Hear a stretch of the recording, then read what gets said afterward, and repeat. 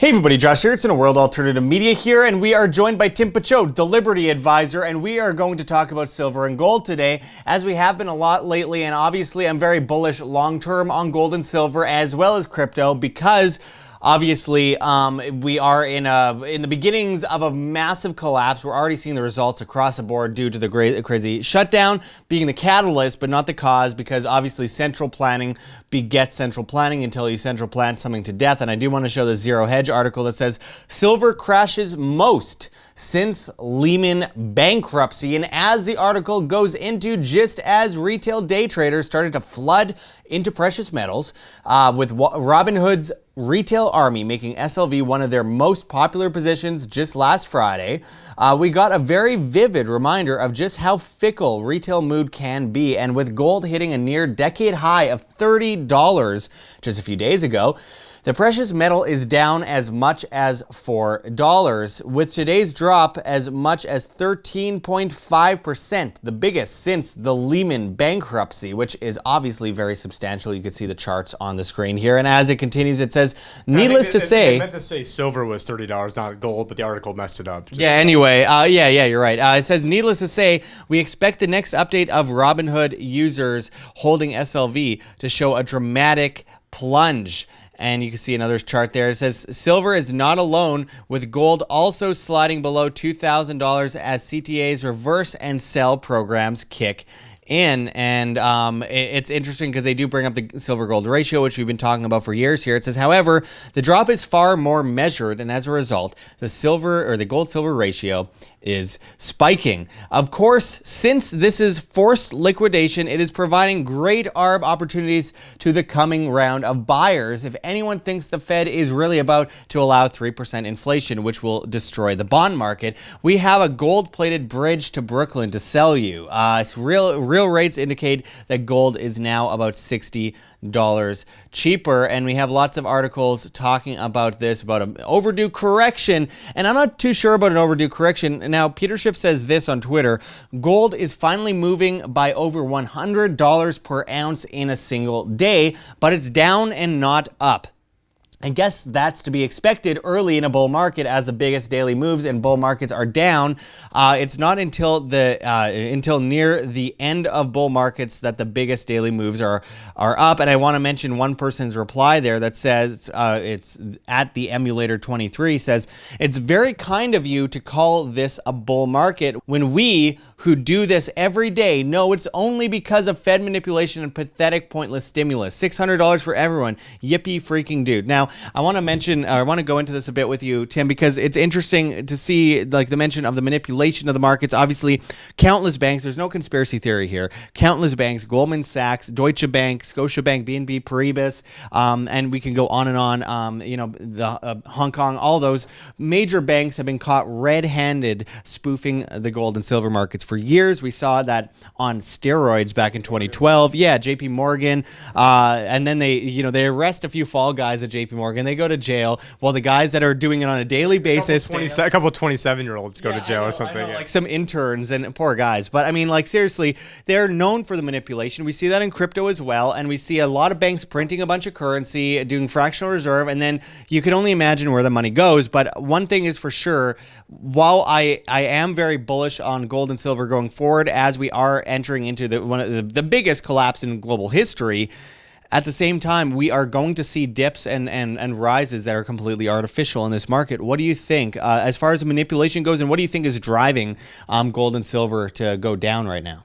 Well, I mean, it has gone up, very substantially. I mean, at one point it was at like $12 in March. And so we had actually bought some call options at $12 at our firm. So if, we links down below at thelibertyadvisor.com, where I would use this as a buying opportunity. Because long term, I mean, on a short term basis, I mean, who knows what's going to go on, but use manipulation 13% on the downside to your advantage and start thinking about getting in. And that is the spot price, not the price you actually can walk away and have it in your hand. So, I mean, I think even right now, spot is like 24, but you can't get it for less than, I mean, it's close to $34 to actually get like a 1 ounce silver eagle.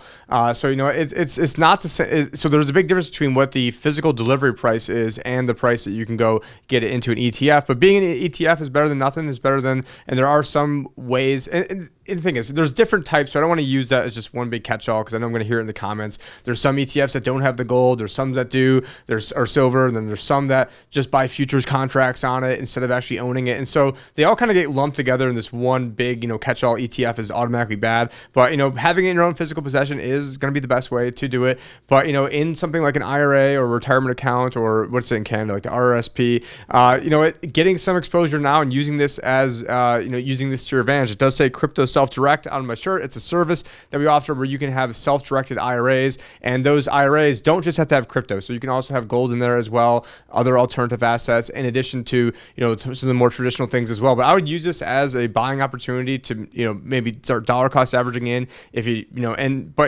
ultimately though, if you are in an asset and the asset goes down, if your first response isn't, I should buy more of it, then you should wonder why you're in it to begin with. So if Bitcoin goes down and you're like, oh crap, I want to go sell, well then you shouldn't be in it in the first place because, well, you should because I think long term is probably going to go up, because long term, guess what? There's no way the Fed can ever, put Humpty Dumpty back together again. There's no way they can not manipulate these markets. But I mean, I'm sorry to interrupt, but I mean, the selling when it goes down and buying when it goes up is exactly what's wrong with a lot of these newbie investors that don't know anything of what they're doing. They just want to make money fast, and then they lose money fast because they're doing the exact opposite of everything they should be doing.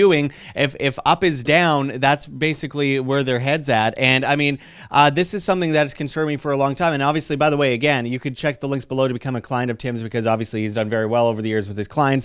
The libertyadvisor.com linked below. But I have to say, I mean, long term, on a long enough horizon, gold and silver are going to be very, very useful. They always have been historically. One might say crypto is probably going to do better than gold and silver long term in a digital world because obviously it's more convenient. Though a lot can be said about things like Load or Hayek or Anthem Gold and stuff like that, where they have gold and silver on the blockchain and stuff like that. But nonetheless, historically, it's still going to be something that preserves wealth, not as much as an investment as wealth insurance, something that insures you against the inevitable of the dollar, the inevitable fact that the dollar will fall. My grandpa had a saying, it was his golden rule, and he said whoever has the gold makes the rules. And so actually, some inside info, I was trying to get him to invest in the gold and silver. I'm like, Grandpa, remember the golden rule, whoever has the gold makes the rules, and which is why Canada is not going to be making any rules going forward because they famously sold or infamously sold it at like $250 an ounce or $300 an ounce. And by the way, I was the only person that confronted the finance minister alongside John Sneisen back in 2015 over that, May 2015,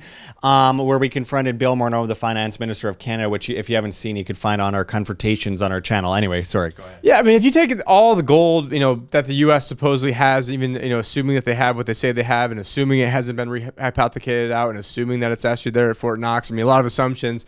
I mean, it runs our government for like a few months. I mean, so it's not like, it's just such a teeny tiny, just number out there. And on a long enough time horizon, I'm not looking, I think you should be building savings in gold. And also, I mean, if you're older, maybe if you're in your 60s or 70s, or maybe you already have enough money and you're sitting, heavily into bonds, you should think about how your kids and grandkids are going to be able to preserve a legacy. And if you're sitting in bonds in a world where, interest rates start going up or the Fed loses, I mean, they've already lost control and they're printing trillions of dollars, you got $1 million in bonds, and that $1 million could easily turn into 200,000 because of rates going up. And then all of a sudden now you've got to stick it out maybe another 10 years to get your $1 million back, but by then your $1 million is going to be worth maybe 100,000. Right. And so you can't wait till all the horses have already left the barn to be able to do something. And I think the average person still hasn't really gotten it. And yeah, people now are moving into Robinhood and getting into this stuff, or apparently now getting out of it. But it still isn't at like the fervor really in terms of like everyone really talking about it. And I'm not trying to bias myself because a lot of the people in my circle obviously were talking about it all the time. Yeah. But getting outside of my circles,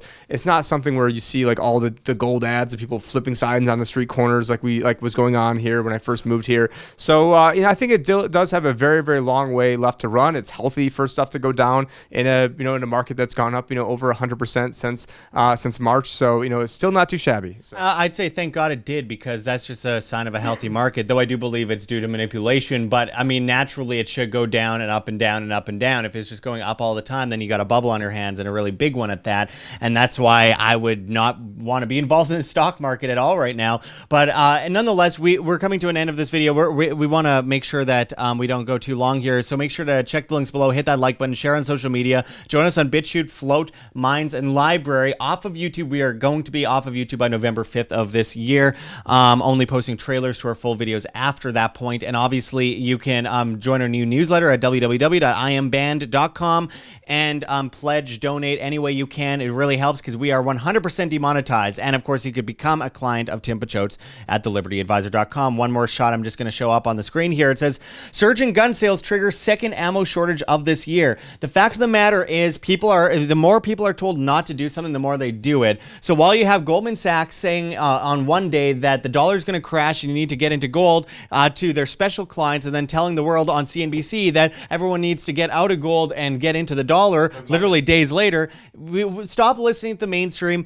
get off of there. We see that naturally people decentralize and naturally people disobey whether they mean to or not. Out of fear, they're going to either be in fear of the government or make the government in fear of them, and the latter is what we need to have as free, responsible, self-sustainable individuals that are financially, prone to survive what's coming at us and what we're currently in the middle of, never mind what's coming at us. So we're seeing people buy guns when they're told not to, and when they're saying they're going to ban guns. We see people buying Bitcoin in places like China when the Chinese government says don't buy Bitcoin. We see people buying gold and silver when the banks tell them not to, and then selling it when the banks tell them to buy it. So I mean, this really says everything you need to know about how people naturally react to this nonsense. People are onto your tricks. If you're watching, if you're a part of the global establishment, which I doubt they're watching, they're onto your tricks. Actually, it reminds me of when I was 21 years old. They banned Four Loko in New York, which is a very terrible tasting drink that is like super energy. But they said they're gonna ban it next month. So a lot of my friends, we didn't really like drinking it. It tastes like crap. Well, all of a sudden, every single person I knew had cases and cases and cases of Four Loko because they told us we couldn't drink it anymore. And it all of a sudden became like an edgier thing to drink. And I was 21, young and dumb. But people, it's like a Streisand effect. You tell somebody, oh, don't go look at this, and all of a sudden everyone wants to go look at it. Right. Like Josh and I don't go travel, and now we've been traveling more than ever. Well, 22 states. Maybe not you more than ever, but we've just been going round and round. Yeah. I mean, last year I went to 15 countries, but this year I've gone to 2 countries, but I've gone to 22 states at one point in 1 month because they're like, don't go outside. I'm like, well, I'm getting a suntan then. By the way, you could go to our Teespring store and get our shirt. I got suntan during quarantine, which is up on there. For some reason, they're still allowing it, so make sure to get that shirt while you still can. But nonetheless, I mean, people do decentralize. People naturally disobey. It is a way that people are built as human beings because they're individuals at the end of the day, naturally more than collective hordes of sheep. And we see similar things with, you have all these people told to stay away from Florida beaches, for example, and they're packed with people. You hear this all the time, and it's just the way it works. It's a Streisand effect, as you mentioned. People will go the opposite direction, and thank God for that.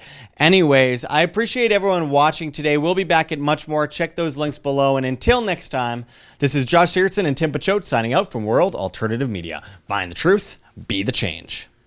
My friends, it is go time.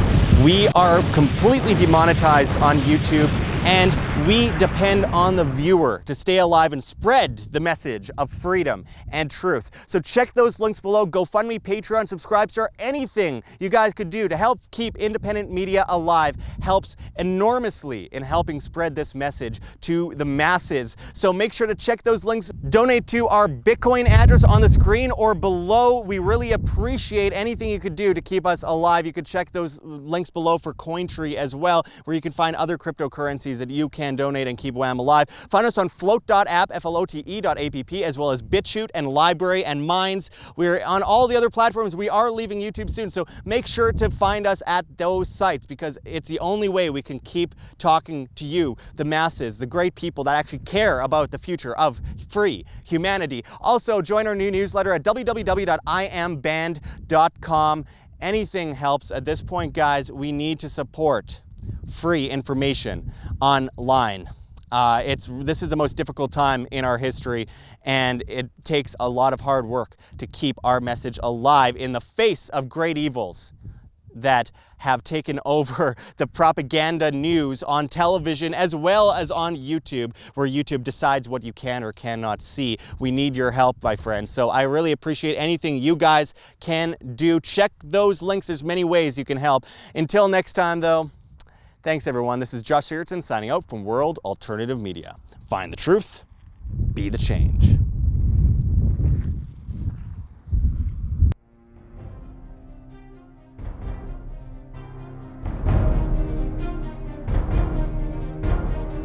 I'm sure you have already changed people's minds in your young age because you're involved, and I like that.